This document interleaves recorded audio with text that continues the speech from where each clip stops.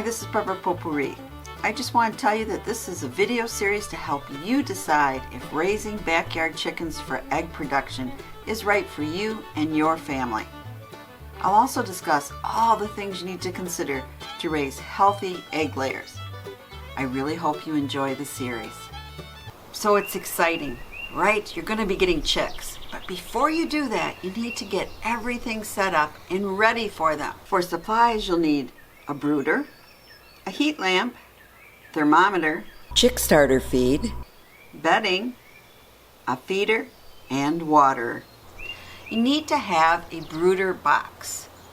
And it depends on how many chicks you have, how big you need, and if you have to worry about your pets, such as cats or dogs, getting at the chicks. Let me show you a brooder box I designed that I have used for so many different purposes, and it really has worked well when I have 5 or less chicks.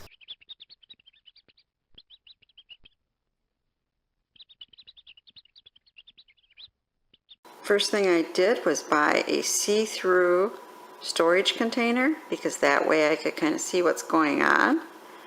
And then I took the lid and I cut out, let's see if I can show it to you, all around the natural edge that was here inside the cover. So I cut that all out, all the way. And then I had my husband drill holes, as you can see, all the way around the edge. And we put hardware cloth, just cut a big piece of hardware cloth, put it on top, and then I used wire to fix the cloth through the lid. See, it's just like that. So the actual sharp edges are on the outside, just in case. So you can make it out of a cardboard box or a kiddie pool, whatever you have on hand. But you do need some supplies. You should consider having a heat lamp. They come into 2 different watts, be it 125 or 250. And you get them right where you buy your chicks. They're very inexpensive. But I also recommend that you buy a backup, just in case one fails. If you're using a heat lamp, you also want to have a thermometer that you can place in the brooder itself so you can see if you're getting the right temperature. And you also need bedding. Now, a lot of people think you can just put down newspaper. That's not a good idea because it doesn't give them enough traction for their feet, and they can have something called splayed feet, you know, when their toes all go this way. Not good. You want to have something like pine shavings or something of that nature as bedding. And get enough because you're going to be changing it regularly because these little chicks will poop and spill their food and water quite often. It is not advised to buy cedar shavings for bedding. It has oil on it and they say that that can be toxic. Be sure to change your bedding often for the chicks and keep it clean. You're also going to check on what type of food to get your chicks. Do you get medicated or non-medicated? If you have obtained your chicks from a hatchery, they might have already been vaccinated for coccidiosis. And that is something that causes severe diarrhea and you can easily lose a chick. So, a lot of people have them vaccinated at the hatchery. And then you don't need medicated food. But you might want to use medicated food if you haven't had them vaccinated. Because it's really sad at how quick you can lose your chicks from coccidiosis. At this age, don't worry about extra gravel or calcium shells for them. As long as you're feeding them the chick starter, they have everything they need. But if you start giving them a lot of weeds and other things to eat as they grow a little older, then you may want to consider some supplements. When you first bring them home, you might want to put something like this in their water. It provides some electrolytes and just gives them that little extra boost. It's important to have no drown chicken waters. This one works great because the base is very inexpensive and you just attach a canning jar to it. And here's the chick feeder that also uses a canning jar attachment. Both very easy to use and very inexpensive. Now comes the exciting part. You're going to get your chicks. But where do you get them? Well, there's a variety of places. You might go to your local feed mill or your tractor supply store. I've gotten them there many times. They're relatively inexpensive and you can get pullets, so you're pretty sure you're getting females. And these places often have breeds that are best associated with the area that you live in for the climate you live in. Now you can also order chicks by mail. I have done that before when I wanted certain breeds that I just couldn't get locally. Here, let me show you. I'm on my way. I just got the call from the post office. They said the chickens arrived and they're chirping. So that's a good sign. Just picked them up at the post office, getting ready to drive home. They're in the car seat here, chirping away. Okay, this is a different kind of unboxing. See our little babies in here. Oh, hi. There they are. Oh, 1, 2, 3, 4, 5. They're all fine. Please understand that due to shipping costs, it is much more expensive to mail order your chicks than to buy them at the local feed store. However, this may be the only way you can get a more exotic heritage breed. Okay, if you read any of the books, you know it's supposed to be the first week is 95 to 100 degrees, then it's 90 to 95, and then 85 to 90. You get the picture. It just keeps on going down until you get to the temperature outside or your room temperature. Or they get enough feathers that it really doesn't matter. Now, when I first raised chickens, I was really concerned about those temperatures. But then I remembered, gee, at home, my mom would get eggs just before they're ready to hatch, a couple days beforehand. We'd bring them home and we'd hatch them in a box with a little light bulb, and then we'd keep the chicks near the gas stove, and they kept warm enough, and they grew into nice chicks that we gave away to a farm that someday became somebody's meal, I'm sure. But anyway, being first time, I was very concerned. I had to have that temperature exactly right. And to do that, you really need to have a system with a light that can lower or higher until you achieve the right temperature. I think it's really most important the first couple weeks of their life. After that, especially, my house is at 68 degrees.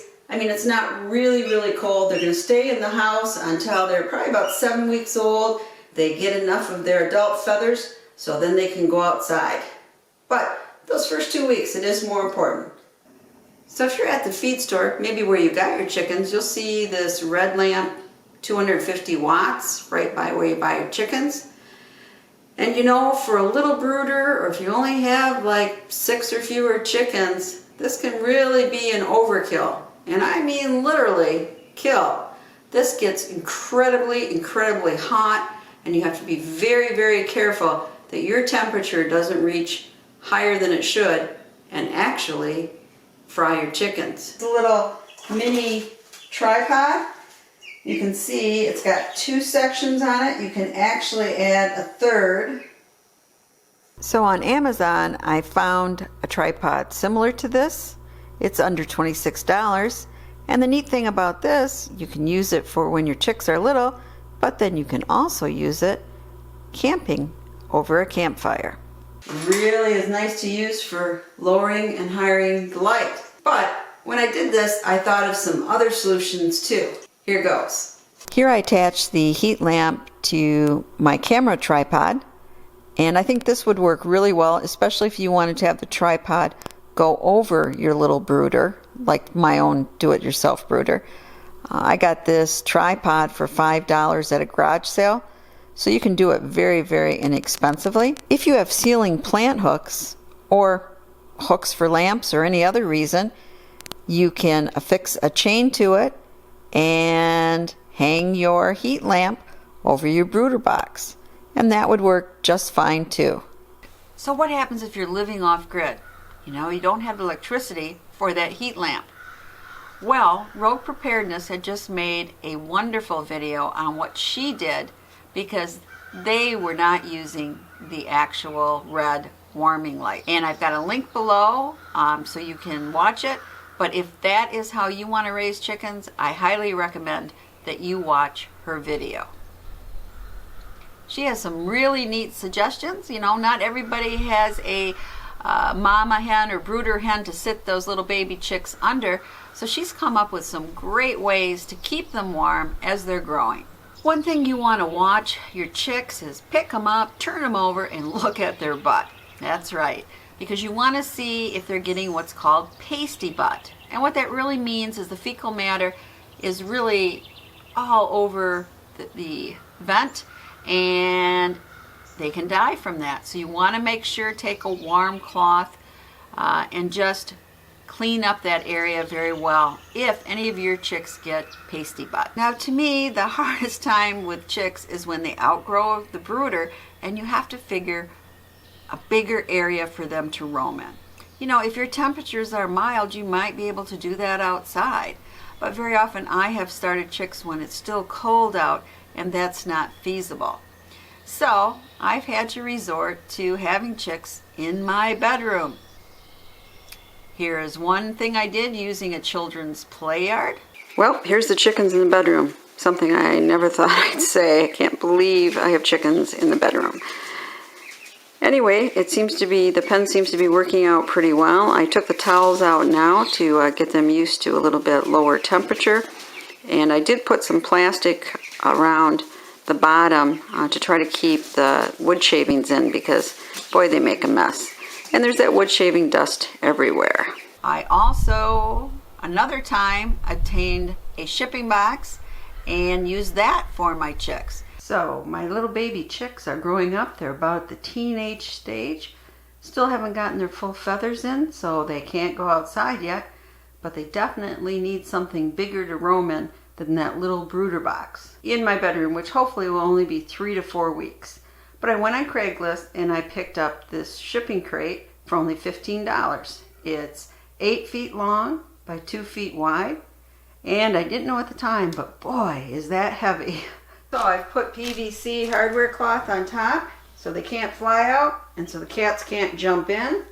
And you'll notice that each time I'm putting a cover on the box because I just think my cats are pretty darn curious about these chicks, and I would sure hate to have anything happen to them. But as they get older, they scratch more and the bedding dust goes all over, and it can be kind of messy. So if you can do it outside, fantastic. At 7 to 8 weeks, your chicks will be fully feathered and can be moved to outdoor coop, you know, weather permitting. However, if you're planning on adding these juveniles to an existing flock, it is really better to wait until they are the same size as the rest of the hens. So you've done all this. When can you expect eggs? Well, it can take 6 to 8 months till you get your first egg. I hope you found this video helpful. And remember, I know you panic when you're a first-time mother hen, but it really is easier than it looks. And just make sure that you provide heat when it's needed, at the right height, and you will do fine. Isn't that right? Now I invite you to watch next week's video in the series. It'll be on requirements for chicken coops.